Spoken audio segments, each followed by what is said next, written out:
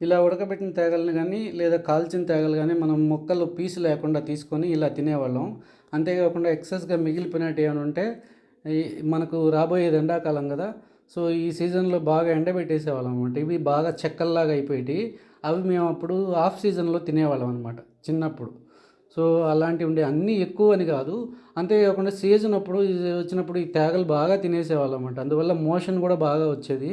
తేగలు తినడం వల్ల మోషన్ బాగా వస్తది. అంతేకాకుండా అతిగా తింటే అజీర్తి కూడా చేస్తది. కడుపు నొప్పులు అలాంటివి వస్తాయి. అలాంటి కడుపు నొప్పులు వచ్చినప్పుడు వామ్ వాటర్ సిద్ధం చేసుకో ఉండేవాళ్ళం అన్నమాట ఇంట్లో.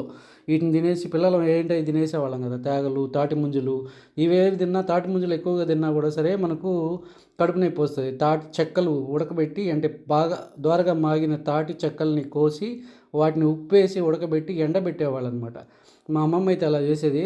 ఒక ఒక పెద్ద అండ అంటే అప్పట్లో వడ్లు ఉడకబెట్టేవాళ్ళు కదా! అంత అండాకి తాటి చెక్కలు కట్ చేసి రౌండ్‌గా చెక్కలుగా చేసి ఉప్పేసి కాల్చేవాళ్ళు. వాటిని కొద్దిగా ఎండనిచ్చిన తర్వాత తింటే భలే టేస్ట్ ఉండేటివి.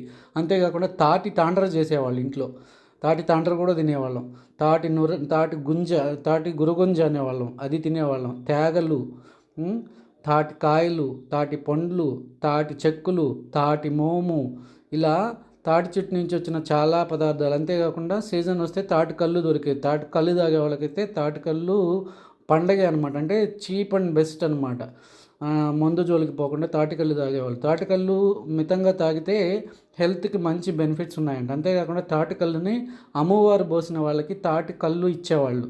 అమ్మవారు పోసిన వాళ్ళకి తాటి కల్లు తెప్పించి మరీ తాగించేవాళ్ళు అనమాట. అంటే చలవ చేస్తుందని ఒంటికి. సో, ఇలాంటి ఎన్నో ప్రయోజనాలున్న తాటి తాటి ఫ్యామిలీకి సంబంధించిన ప్రొడక్ట్స్ అనమాట.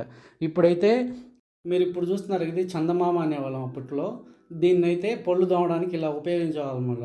ఇలా నవిలి ఇలా సరదాగా ఆడుకునేవాళ్ళం. అంటే పళ్ళు తోమడానికని కాదు, ఇదొక ఆట పిల్లలకి.